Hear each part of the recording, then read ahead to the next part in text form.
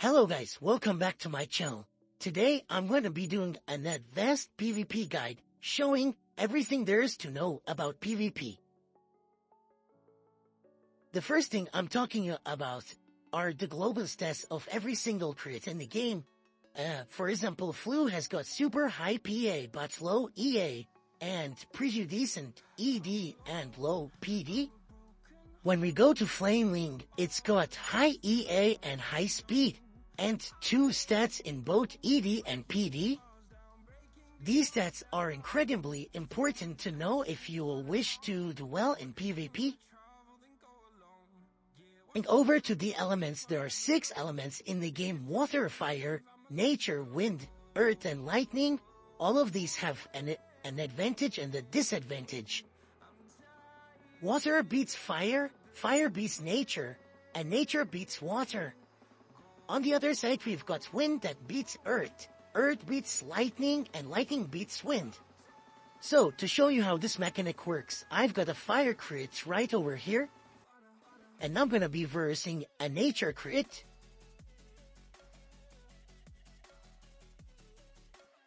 I'll use a fire attack, and as you can see, it will deal strong damage, almost one-shotting the nature type. As it's level 28, there's no way that would have gotten one shot if not for the elemental advantage. Now we're going to go against a water type. Now I'm gonna show you the difference in damage. As you can see, I did 26 damage that time, when the last time I did 121 damage.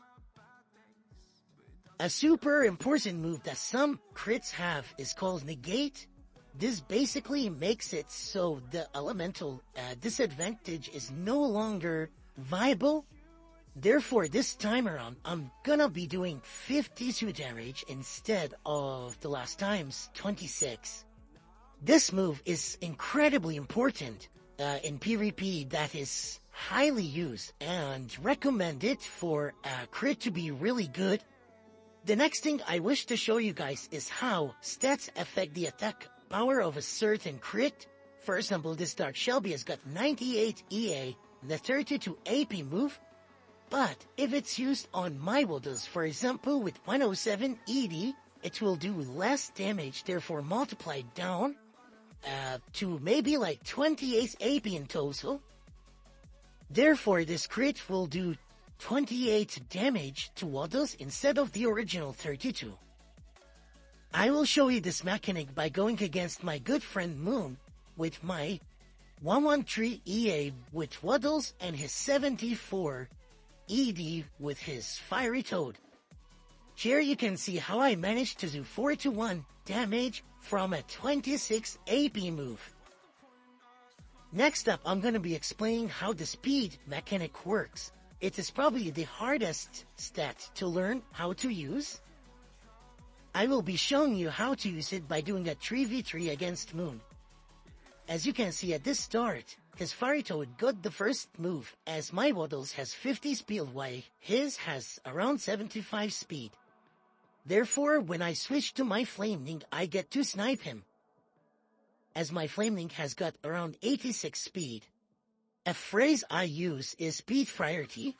The best way to explain it is when you get sniped, you gain this priority, making you unable to get sniped again, and giving you the ability to snipe the opponent. Therefore, when you snipe the opponent, you will lose the speed priority to your opponent. Therefore, by switching to this Waddles right here, because he had the speed priority, he gets to snipe me. But when he snipes me, I regain the speed priority, making me able to snipe his Dark Flower player. The best way to regain this priority is by having 2 tanks in your team with high ED, letting your opponent snipe you. Therefore, you'll be able to snipe theirs later on when, for example, this Dark Flower player will get sniped by my Flameling for higher damage. By regaining the speed priority, I was able to do this. My Flaming does around 90 damage, while he did 50 to my Waddles.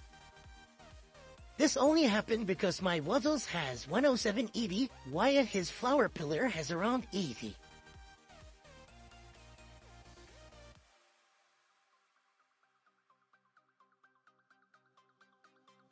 Another way to avoid getting sniped is by having a high speed crit. For example, my Flameling didn't get sniped by his water type because his water type has way lower speed.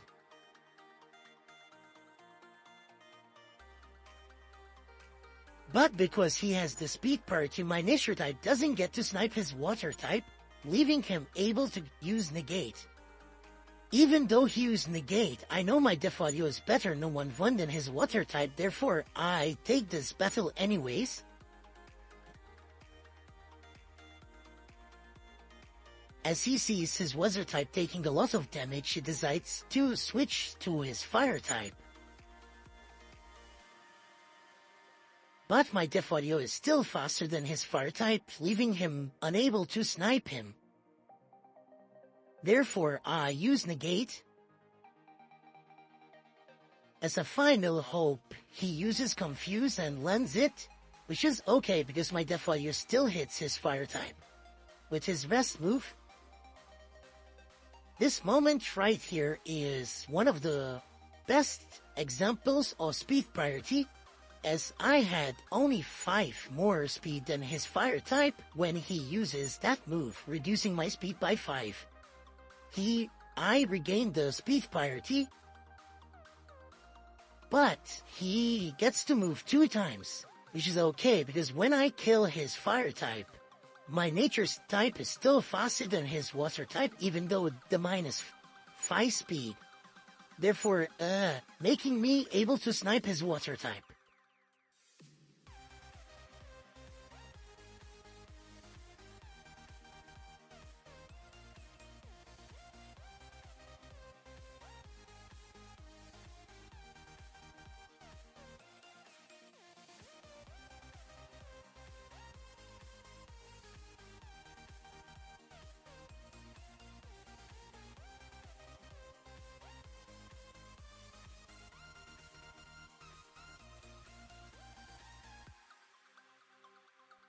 Because he has this speed parity, when I switch to my Waddles here, he gets to move 2 times.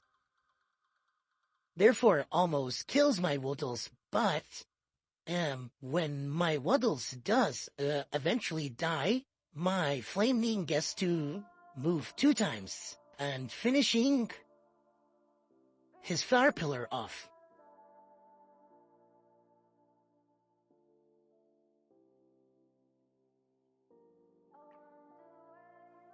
Going over to status conditions, there are currently 4 status conditions, being Paralyze, Sleep, Confuse, and Stun. Stun skips the turns of the opponent. Paralyze makes the opponent unable to switch out. Sleep sleeps the opponent, but you can't hit them or they wake up.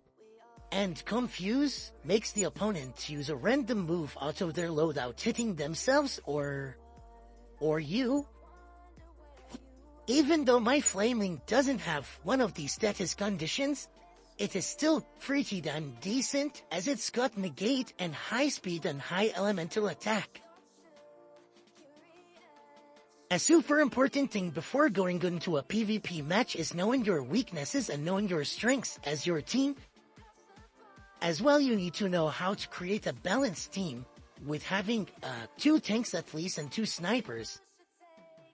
In my team, I've got 2 highly ED tanks, being my Defalio and Waddles. As well, I make sure that element-wise, my team is also balanced by having every single element in the triangle being water, nature, and fire. I also recognize my weakness, being that I've got 2 water types without negate. This could be a big trouble if I do end up meeting 2 nature types. That's the end of the guide, but I will be doing a PvP match showing everything that I've taught you all today. And I hope you enjoyed this video because this took me a while to make, and I'll see you guys next time.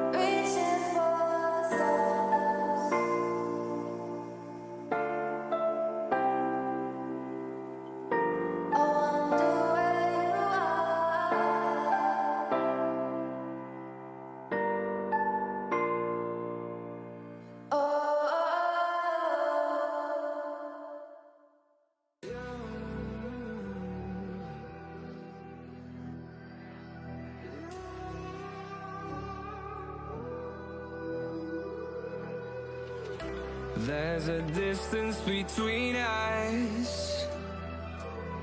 It's getting hard to reach out. Haven't seen you in seasons, but all I hear is your voice. I know my limits, you can break me down, but I'll stay till the finish line. And I've been counting minutes for quite some time now, just to see you again. And I've been counting days to get away, to see you again, see you again.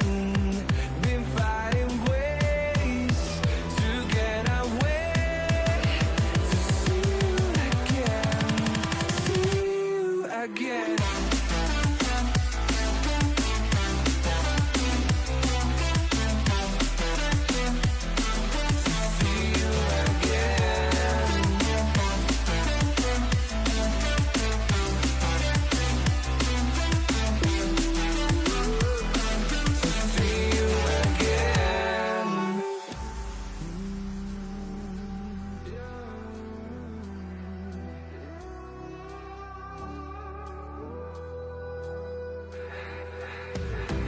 We got millions